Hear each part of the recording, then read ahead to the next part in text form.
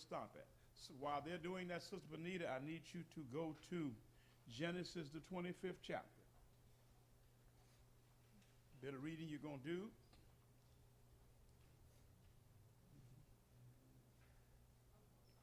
I need you to go to verse 22, and I'll tell you when to read. As soon as the rest of the class can tell me where we stopped at. You got lesson 1 through 22. Where did we stop at? Who marked it? I see you weren't paying attention. 20, 25. I want you to look at verse 22.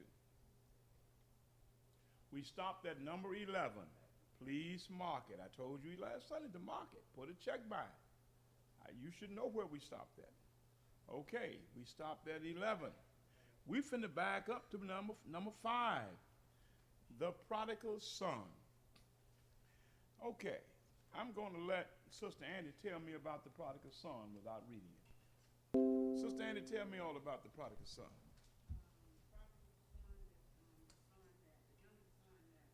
I like that. He is the youngest son. You might want to write that down. There's a reason for that. He was the youngest son.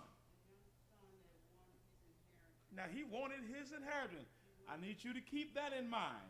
He was the youngest son, number 1. Number 2, he wanted his inheritance. We're going to come back to that. Come on. Uh-huh. He went into a far country. Keep that in mind, too. And he wasted all of his money in what? Rowdiest. Keep that word in mind. Living. That means he was doing whatever his heart desired. Come on. Once he had lost everything he had, he did what? But before he started eating with the swine, what did he do? He didn't have nothing. He was in a far country where they don't recognize you. So what did he have to do to be recognized? You just come from Jamaica. You live in the United States. You want to run for an office. What would you have to do in order to run for an office, Sister Annie? You just moved to Highland County, and you just came here from Jamaica. Now you want to run for office here, but you can't do it. Why can't you do it? Because you are not a citizen. So what did he do when he got to that foreign country? No, he did something else. He had to become a citizen, or he would not have gotten a job. They didn't recognize foreigners. So he made himself a citizen of that country. Because that tells me he was long way from home. Because he was in a foreign country where he wasn't even recognized as a citizen. Okay, now once he became a citizen, he was able to get a job. What was his job, Sister Annie? Why was feeding the swine so bad to the Jews? Huh? It was beneath the Jews to feed swine. Now this young man has to take something that he hated all his life, feeding swine. They hadn't forgotten that those swines that the devil had went into the hoop of those swine, that they all drowned, they all committed suicide, and it was beneath the Jew to feed a swine. I'm feeding hogs. That's beneath me. I'm a Jew. I'm of the Jewish country. And now I'm in another country where I got to take a job that I've hated all my life. Picture that in mind, Brother Falk. I'm doing something that I've hated all my life. Have many of us had to do that? Yes, when we don't listen. Okay, so now we know about the prodigal son. First of all, he was the firstborn. He was the secondborn. He was the youngest. And then he asked his father to give him his inheritance that befall him. I need you to write down Genesis 25:22 and write it right next to number 5. There's a reason for that. 22 and Genesis 25:31. I'm going to show you why his request was so improper and was not even fair. Genesis 25:22 and Genesis 25:31. And Sister Benita going to start reading that verse 22.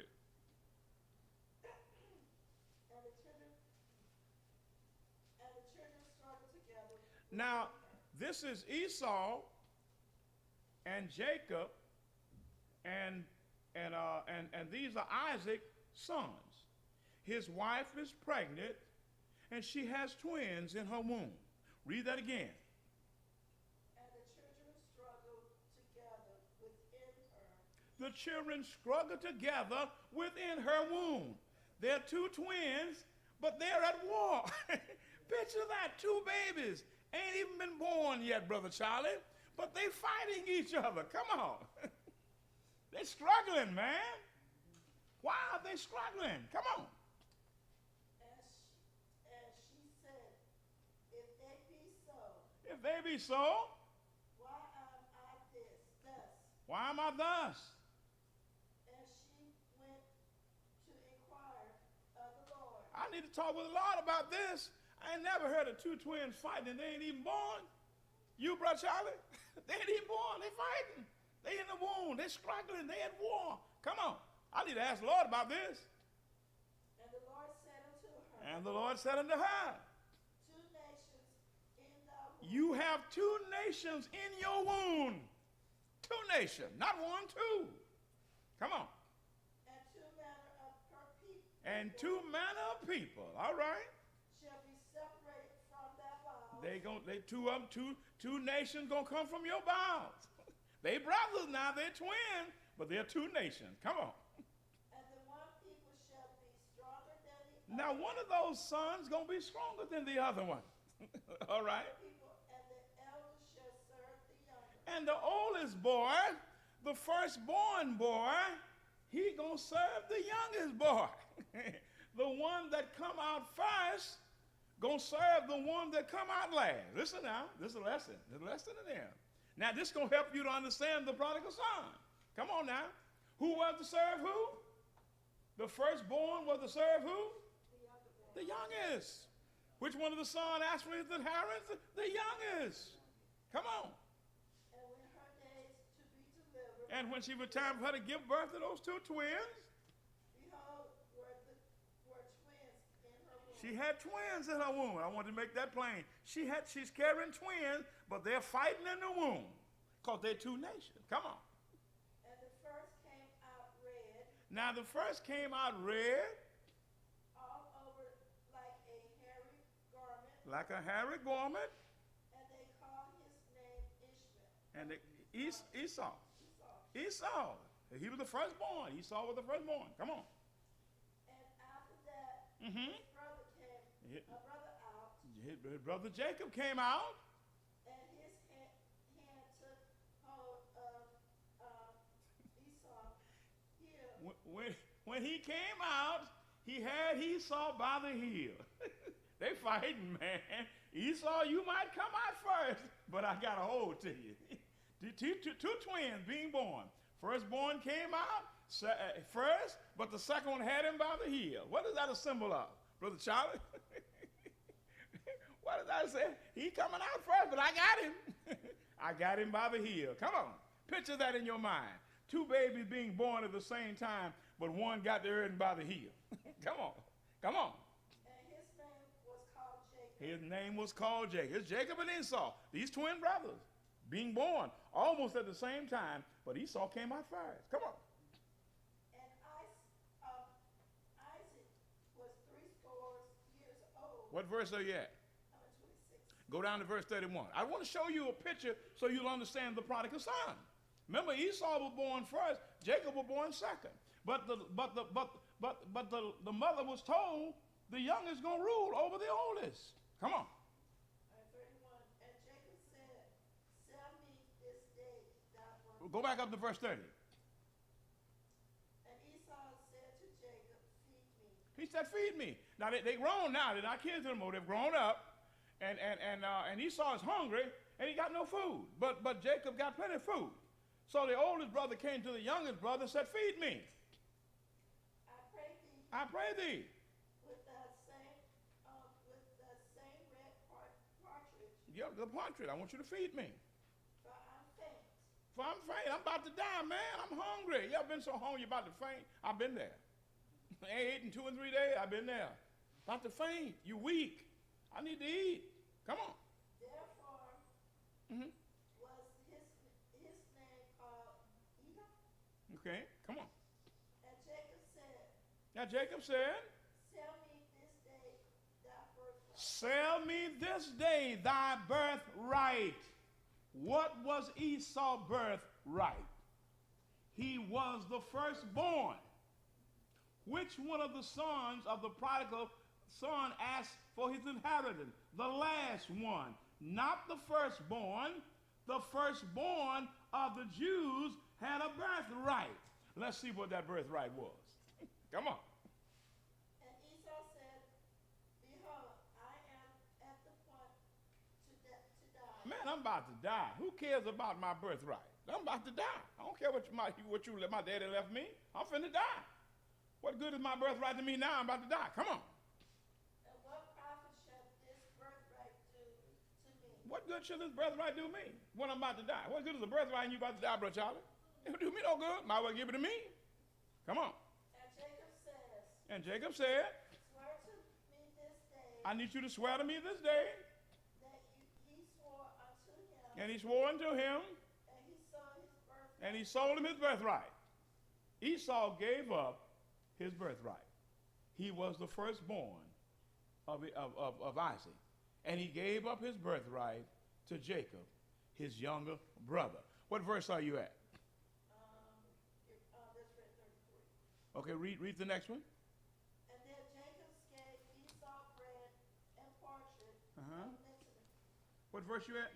34. I'm at the last. Okay, you at 34, you said? Okay, I don't want you to read up. You at the last one? Yeah. Okay, finish reading that. And he did eat and drink and rose up and went his way. Thus Esau despised his birthright. Okay, so Esau gave his birthright. Okay, and now I want you to drop down, go to chapter 27. Start at verse 1. I'm trying to show you about the birthright so you understand the prodigal son. Go to chapter 27, start at verse 1. And it came to pass. Now everybody understand the birthright. The firstborn had the birthright. The second one didn't have no birthright. It wasn't the firstborn son that asked the prodigal son for his inheritance. It was the second one. Okay, now read verse 1 now. And it came to pass. And it came to pass. That when Isaac was old. You know, when we get old, things are a little different than they are when we're young, ain't we? We can't see as well. We can't hear as well. Am I right? Our mind will give orders, but our body will not obey. Am I right? I tell people, I said, when I was a teenager, 16 years old, living in Tennessee, I used to climb the tallest tree and just hang up there and pretend like I was Tarzan. You had Tarzan on at that time. Now I'm scared to get up, jump off the back of my truck. But when I was a teenager, I had no fear. You can't get me to climb a tree now. I'm 71 years old. Come on. Okay, now when Isaac was old, And his eyes was dim, I told you can't see like you used to see. so that he could not see. He couldn't see. He called He called Esau, his eldest son, his oldest son, and said unto him, he said unto him, My son. my son. And he said unto him, And he said unto him, Behold, listen now, here am I. I'm right here. Even though you can't see me, but I'm right here. He recognized his voice. Come on. And he said, Behold, Listen now. now I'm old, I'm old. and I know not the day of my death. I don't know when I'm going to die, but I know it ain't going to be long. Come on. Now therefore take, I pray thee, Uh-huh. thy weapon, Uh-huh. thy giver, and thy bow, Uh-huh. and go out to the field, Go out in the field. and take me some Venison. Okay, I need you to kill me an animal. Come on. and make me Savory meat. such as I love. You know the kind of meat I love. You know the kind of wild animal I love. When I lived in Tennessee, possum, coons, all those wonderful creatures I grew up with. Come on. You know what I love. And bring it to me. I need you to bring it to me. You know, even though we get old, we still remember the things we love. We were young, don't we? You remember those things. Okay, so he said, bring it to me. You understand where Isaac is coming from. Come on, and bring it to me. that I may eat, That I may eat. that my soul may be blessed thee before I die. I need to feel good about life before I die. I need to enjoy some of the things that I used to enjoy when I was young. Am I right? Don't we have that feeling sometimes? Come on. And Rebekah heard when Isaac spoke And Jacob's mother heard it. his son, Uh-huh. and then Esau went into the field Then Esau went into the field. to hunt for venison He went to hunt. and bring it and to bring it. You see, his wife overheard the conversation. Uh-huh. And Rebekah spoke unto Jacob, Now her son, Rebekah spoke unto her youngest son. saying, Behold, Behold, I heard thy father speak I unto heard thy father speak to Esau, thy brother. saying, Listen now. Bring me venison Bring me venison. and make my savory meat Savory meat. that I may eat Listen now. and bless thee before. Now I need you to bring me this food that I liked when I was young, and I'm going to eat it, and I'm going to bless you before I die. He told that to the oldest boy, but the mother overheard the conversation. Come on now. Now therefore, Now, therefore, my son, listen now. obey my voice according to that. Obey my voice according to that which I command thee. Go down to the flock Go out there to those cows. and fetch me from hence 2 good kids Mhm. of the goats, I need you to kill 2 of the goats. and I will make them sever meat I know how to make that same meat for thy father, for thy father.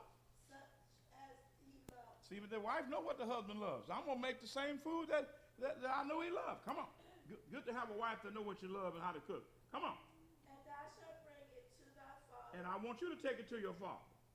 that he may eat, Mm-hmm. that he may bless thee before his death. Now, which one of the sons the father said he wanted to bless? The Which one the mother wanted him to bless? youngest. So the mother caused friction between the youngest son and the oldest son. That's not a good thing. We keep on reading now. And Rebekah said, and Jacob said to Rebekah, Now Jacob had a conscience. Jacob said to his mother, listen now. Behold, Behold, Esau my brother is a hairy man, we're 2 different people. He's Harry. I'm not Harry. Listen now. and I'm a smooth man. And I got smooth skin. I ain't Harry like my brother. Come on. My father peradventure will fill me, Now, even though my father can't hear and he can't see, he still got some feeling in his hand. So he's going to feel me. and I shall seem to him And what now? And I will seem unto him as a deceiver. I don't want to fool my father, mother. Come on. and I shall bring a curse If I do this, there's going to be a curse on me and not a blessing. and not a blessing. I don't want to be cursed. Come on now. Listen what the mother said. And his mother said unto him, Ain't she working trickery? And the mother said unto him, Upon me be thy curse. I'll take the curse instead of you. Isn't that something? I'll take the curse instead of you. Come on. Only obey my voice Just do what I tell you. and go fetch me them. Ain't she deceptive? Come on. And he went And he went, and brought them to his did what his mother said, even though it was wrong. Jacob still did what his mother said. Now come on. and the mother made severed And she made that good food such as his father because she knew loved. what her father loved. Listen now. And Rebekah took goodly raiment Listen now. And she took her oldest son clothes. of the oldest son Esau and were with him in the house. He put them upon Jacob. She took Esau clothes and put them on Jacob. Come on now. Isn't she deceptive? Isn't that mother something else? But she got a purpose for that. Uh-huh. She put the skin of the kids of the goat. Now the goat, you know, the goats had a little hair on them. So she knew that if Jacob felt Esau, if Isaac felt Esau and he didn't have no hair, he'd be cursed. So what she did, she took the hair off of the goat and put it on what? On Jacob's head. She put it on Jacob's hand And upon the smooth of his And she put it all around his neck. Ain't she the seventh? Listen now. This is a good lesson. And she gave the 7 meat. Then she gave him that meat and the bread. Which she had prepared. Listen now. Unto the hands of her son Jacob. Now what did Jacob do with it? And he came to his father. He went to his father. And said, My father. Listen now. And he said, Here am I. Here am I. Who art thou, my son? Why do you think he asked his son who was it? Because he couldn't see him. He could only hear him. Okay, now he asked, which one of you? I can't see. Is that you, Sister Benita? I can't hardly tell. Okay, come on, read now. And Jacob said unto his Now Jacob said unto his father, I am Esau. he lied. I'm your firstborn. Keep that in mind. Jacob told Isaac, I'm your firstborn. Was he his firstborn? No. Come on now. I have done according to I done what you told me to do. Listen now. bidst me. Uh-huh. Arise, Get up. I pray thee. Listen now. Sit and eat I need you to sit and eat there. my venison, Uh-huh. that thy soul may be blessed. Because I want your soul to be blessed. And Isaac said unto his And son, Isaac said unto his son, How is that thou hast found it so quickly? how did you make it so quick? I just sent you out to get it. Something was clicking in his mind, wasn't it? How did you do this thing so fast? Because you just left me. Okay, now let's see what it says to his father.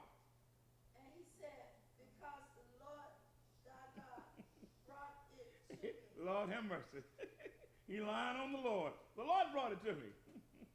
And Isaac said unto Jacob, Come here, And Isaac said to Jacob, come here, I pray thee. that I may fill thee, I need to feel you because I can't see you. my son, My son, whether thou be my very son Esau or not. the only way I can tell, I got to feel you because I can't see you. Come on. And Jacob went near unto He went Isaac, near to his father, and he felt him, and his father felt him, said, and he said, This voice is Jacob, you don't sound like Esau. You sound like Jacob. but thy hands But your hand, are the hands of Esau. but you feel like Esau, but you don't sound like him, huh? You don't talk like him. Come on. His mind is clicking. And he disconcerned him not, And he discerned him. He couldn't tell the difference. because his hands were hairy, His hand was hairy like Esau. as his brother Esau Come on. had. Uh-huh. So he blessed So he went on and blessed him, even though he couldn't tell him apart. He went by his feeling. It ain't good to go by your feeling, is it? Okay, come on. And he said, Art thou my son? Did he ask, are you sure you Esau? Are you Esau? And he said, I am. And Jacob said he was. Was he Esau? He was lying. Come on. And he said, Uh-huh. Bring it near to me, Bring it near to me. and I will eat of my son's I'm going to eat it, that my soul may be blessed thee. that my soul may bless thee. Uh-huh. And he brought it near. Brought the food to him, and he ate. And he did eat. And he brought Brought him some wine, and he drank. and he drank. And his father Isaac said unto him, Listen now. Come near now, Come a little closer. and kiss He thee, kissed him. my son. Uh-huh. And he came near, Listen now. kissed him. He kissed him. And he said He he smelled smelled him. of his raiment, Listen now. He ain't sure now. and blessed him, And he blessed him. and said, See, See, the smell of my son is as smell of a field. you smell like a field, like you've been in the wilderness, which the Lord has blessed. Come on. Therefore, God give thee Here's the blessing. of the dew of heaven, God give you of the dew of the heaven. and the fattest of the God earth, give you the fattest of the earth. He blessing him now. and Plenty of corn and wine. Listen now. Let people serve, This is the blessing. Let people serve thee. and the nation bow down. Let nation bow down unto thee. That's Abraham promise. God promised with Abraham. Listen now. Be Lord over thy brother, You're going to be Lord over your brother. and let thy mother son bow down. All to your thee. mother's son going to bow down to you. This is the blessing. Cursed be everyone Listen to what he said. Cursed be everyone that curse thee. Didn't God promise Abraham that? Those who curse you, I'm going to curse them. Those who bless you, I'm going to bless them. That's passed on to Jacob. And he blessed that he blessed thee. Okay? Now read that next verse. Then we've got to go over to our lesson. And it came to pass. And it came to pass. As soon as Isaac had made the As soon as Isaac had made the end end of his blessing, Jacob, and Jacob listen now, was yet scarred Jacob had just scarcely gone out from the presence of it. They almost met. his father, Listen how close that was. that Esau his brother Came in. from his hunting, Uh-huh. and he also had made the sacred He made the same meat and brought it to his father, and brought it to his father. and said unto his father, Let my father arise, Get up, Pop, and eat. his son's finis, that thy soul may bless me. I need you to bless me. Come on.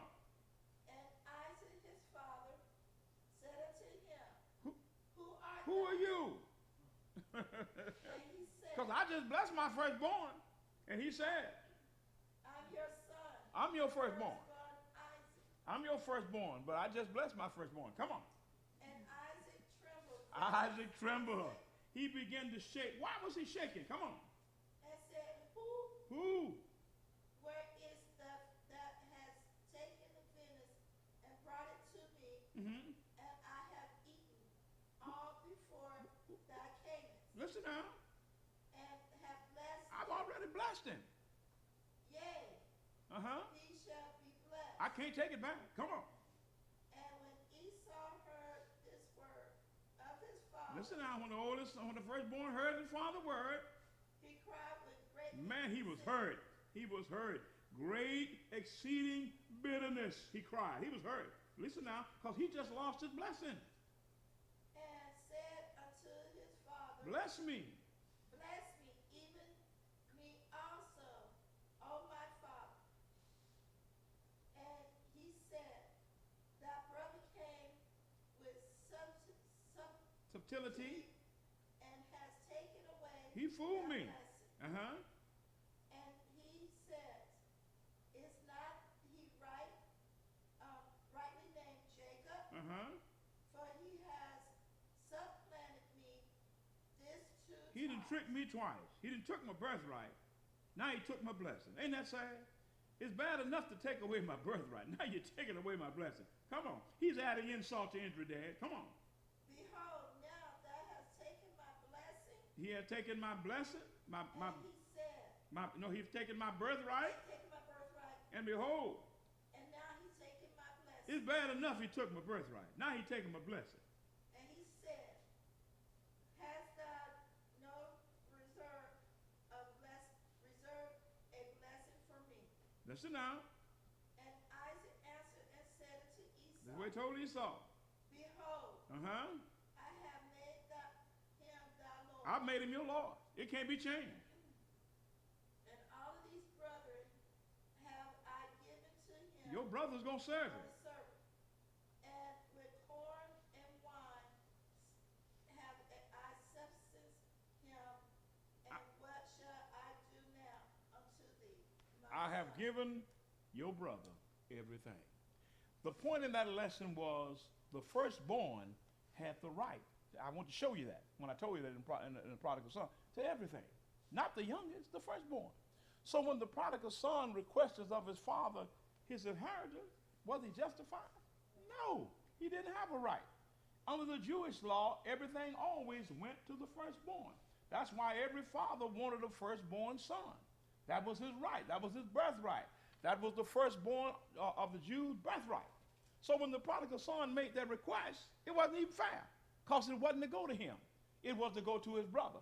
But because of the love of his father, he divided his living with his son. And you see what he did with him? He wasted him. And then he came home after he came to himself. That's the point of the lesson, to show you that this was the right of the firstborn, not the second. And I showed you the picture of Jacob and Esau as they struggled even in the womb. Even somewhere in the lesson, I think it showed where Jacob's hand came out first, but he wasn't to be born first. She pushed it back in. But even when Esau came out first, Jacob had him by the heel. Struggling even in the womb. They were struggling. Struggling for dominance. But as the lesson goes on, eventually God brought those two brothers back together. After like 14 or 20 years, they came back together in peace. Because that was Jacob, even though he knew he did his brother wrong. And you know when Jacob was sleeping and he saw that ladder coming down from heaven and angels going up and descending, and he woke up and he said, how dreadful is this place? He said, how dreadful is this place? The Lord is in this place, and I knew it not. But he made a request there. He said, God, you will be my God if you allow me to return to my father's house in peace. He wanted to make peace with his brother. Did God grant him that request? If you study that lesson, you know they did.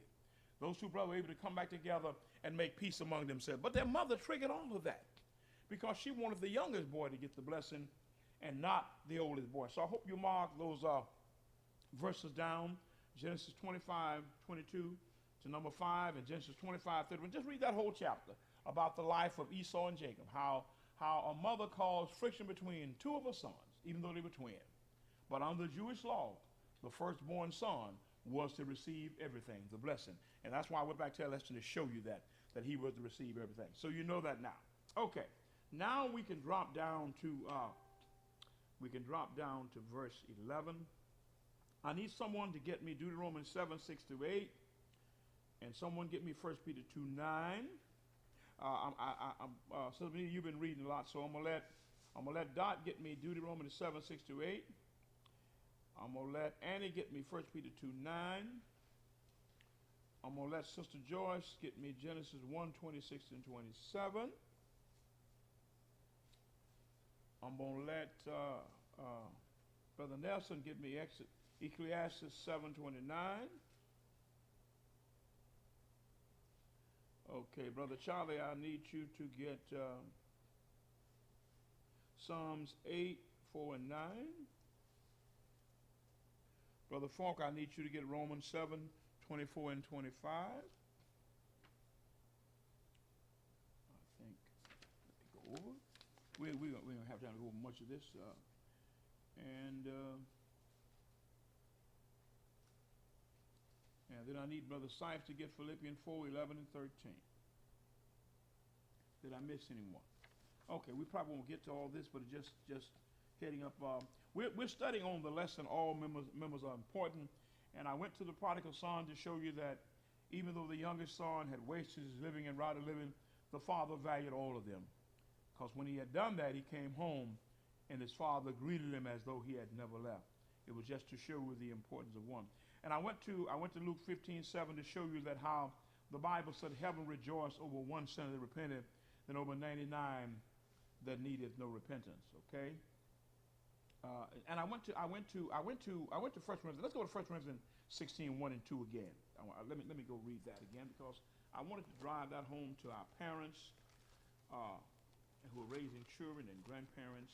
So let me go drive that home. 1 Corinthians 16. Okay, verses 1. What I said, verses 1 and 2. Okay. Now concerning the election of the saints, as I have given orders to the church of Galatia, even so do ye. Paul talking to the Corinthian church. Upon the first day of the week, let's let that now, on the Lord's day, let every one of you lay by him in store, as God has promised him, that there be no gathering when I come. Paul said, on the first day of the week, every individual should lay by himself in store, that there be no gathering when I come. I said unto you, why don't our children give in the collection? And then I went to Proverbs 22:6 and Deuteronomy 7:6-7 to show you that the Bible tells us to train our children. Is giving a part of training? Yes, it is. If we don't train our children while they're young to give, when they become adults, they're not going to do it. So the training has to start while that child is young. The minister from New York had a lesson, Brother Javaz, and he was teaching on leadership and eldership in the church. And he said, we have several young men, I think he said they're teenagers, and we're training them now for the eldership, the leadership role. And he asked the question of the church, which is best, to start training them now while they're teenagers, or to wait until they become adults and got children all over New York? And then as soon as you make them elders, someone says, well, he can't be an elder because he's not taking care of his children across town. It was a great lesson he taught. So he said we're starting young before these young men even get out there and start having children out of wedlock. We're training them how to live good lives and become elders and deacons, so when they become an adult, they'll be able to fit that role, and without someone slandering their name when you put them in the leadership role. And I thought that was a good lesson he taught. So we have to start training our children. And while I'm talking on that, I need someone to go to Proverbs 22:6.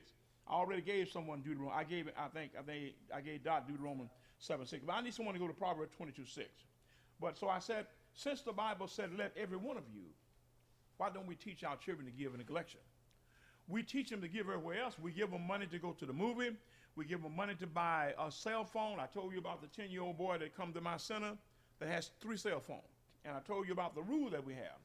When kids come there with their cell phone, we have them to turn it in at the desk.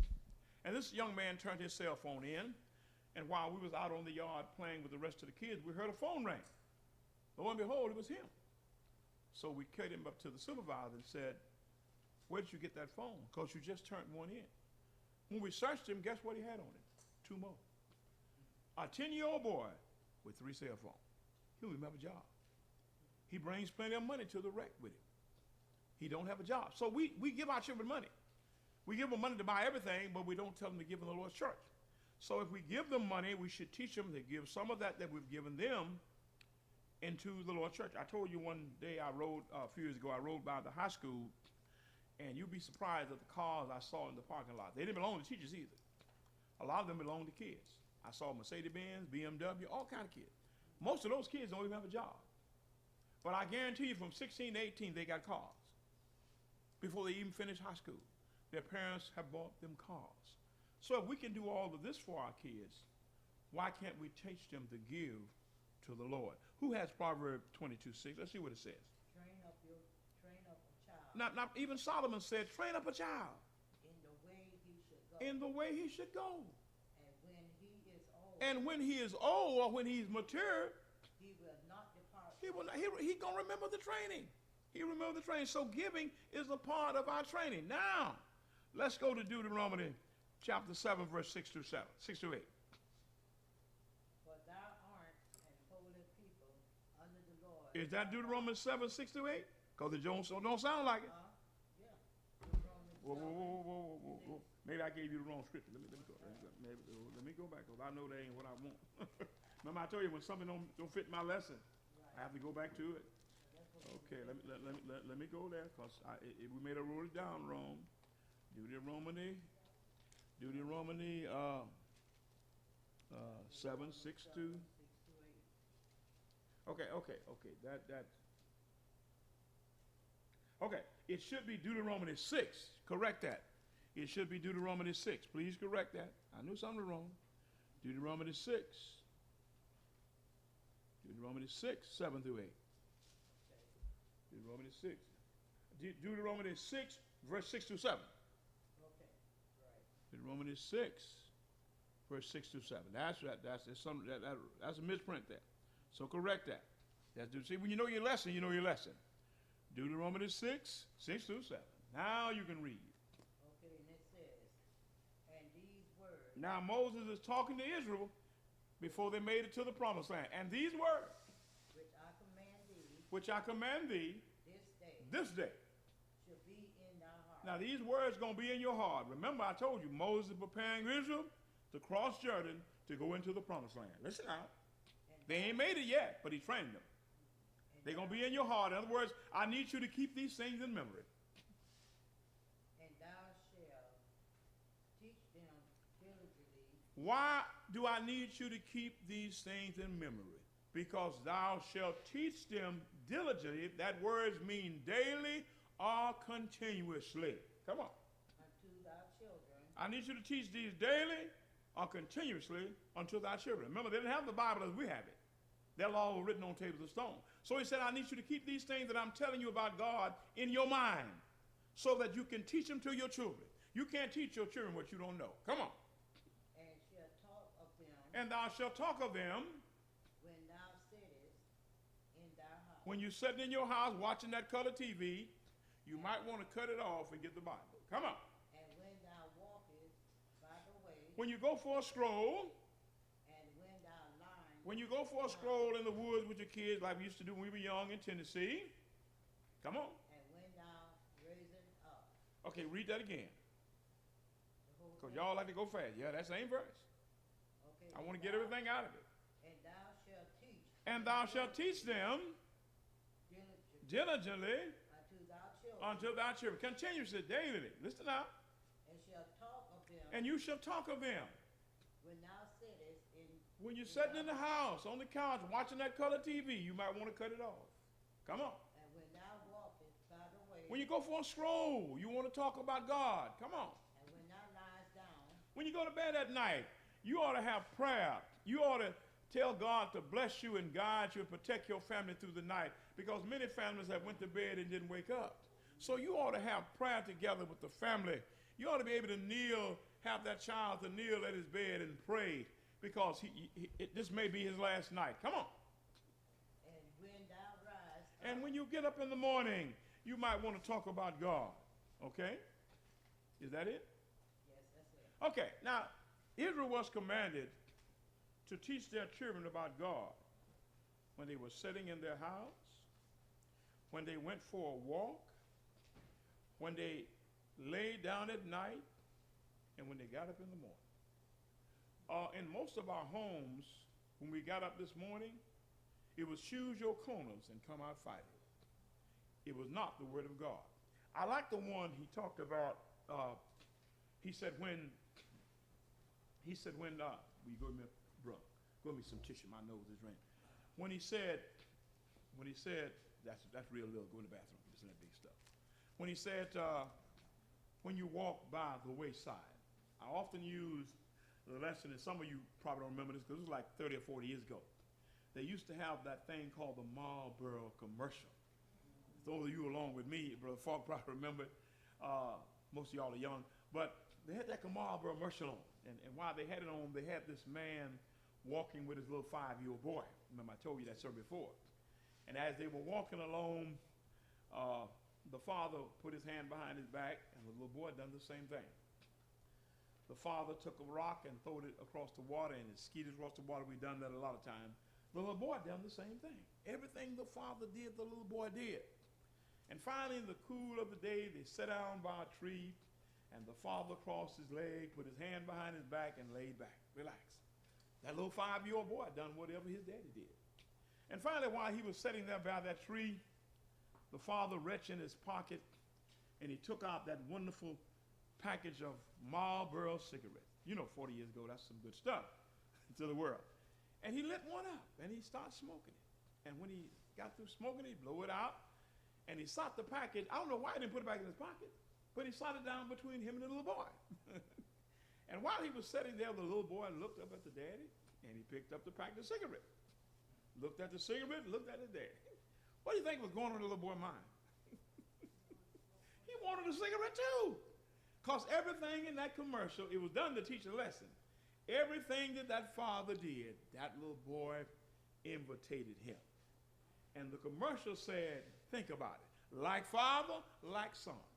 Everything that you do, your children are watching you.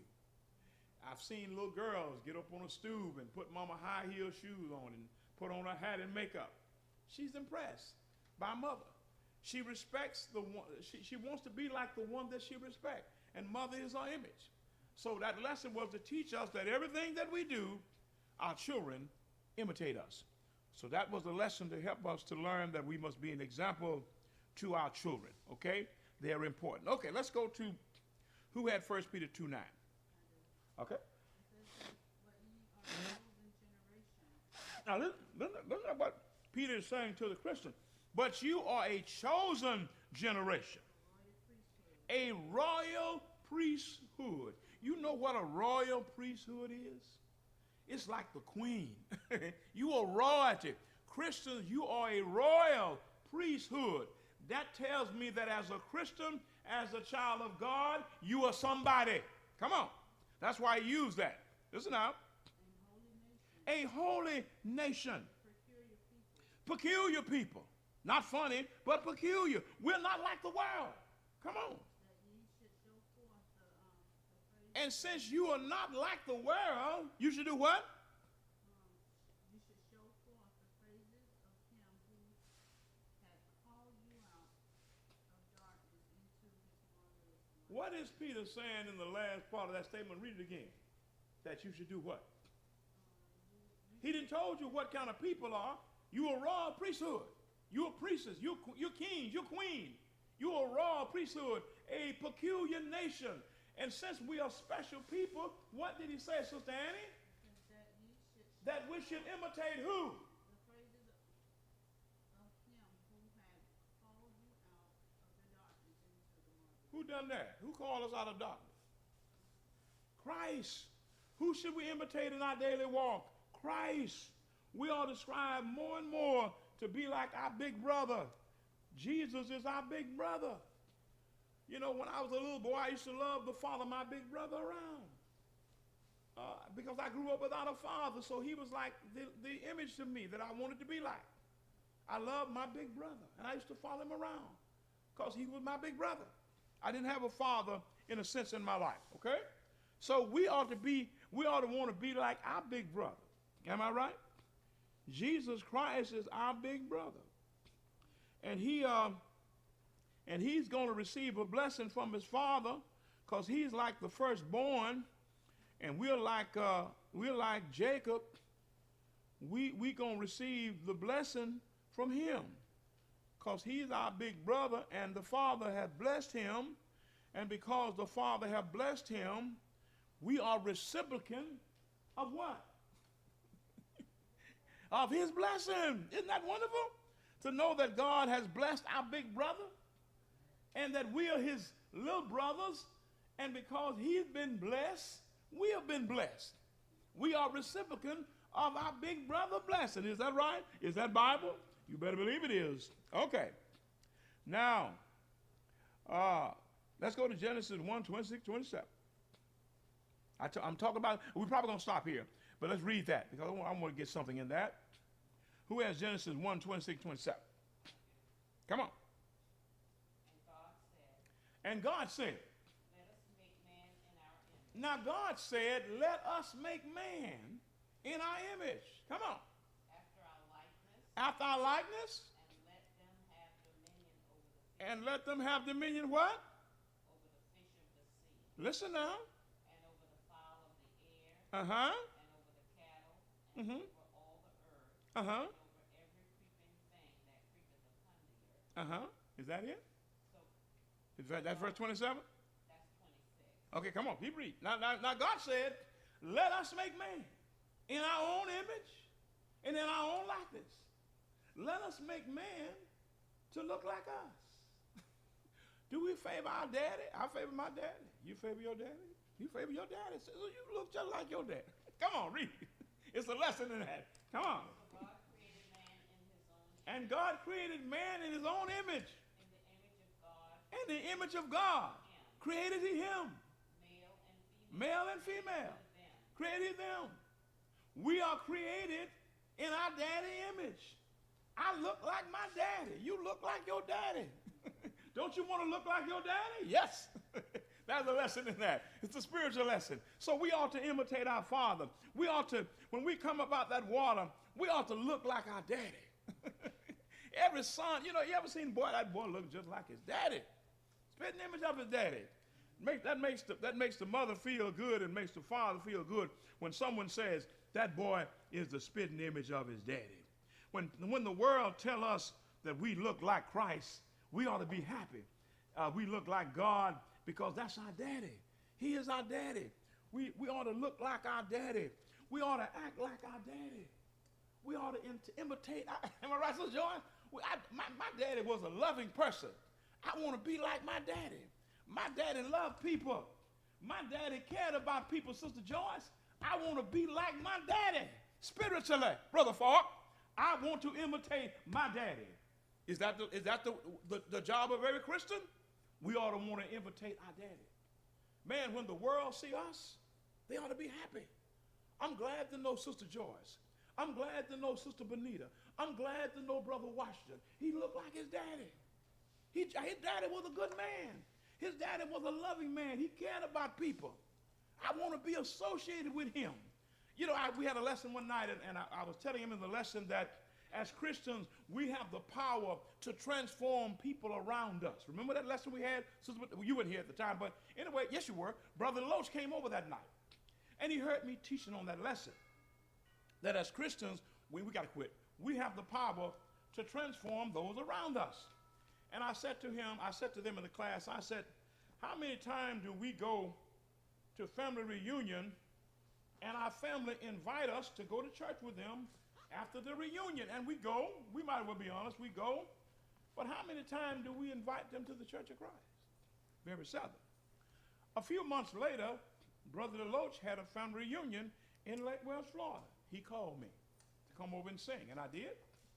And he got a minister out of Plant City, who passed away at that time, to do the preaching. And all of his family were there. They heard the gospel, perhaps for the first time. Their blood is not on his hand. Whether they obeyed it or not, they had an opportunity to hear the gospel. He took advantage of what we taught in that lesson that Wednesday night. And he invited all of his family to hear the minister from the Church of Christ. Every one of them that Sunday. Whether they obey it or not. We can't make people obey the gospel, can we? But our job is to teach. And we let God take care of the rest. Thank you. Mark your lesson for number 12. What, number 12? Oh, number 11. Well, we're still number 11. We didn't get to. So we'll start back at number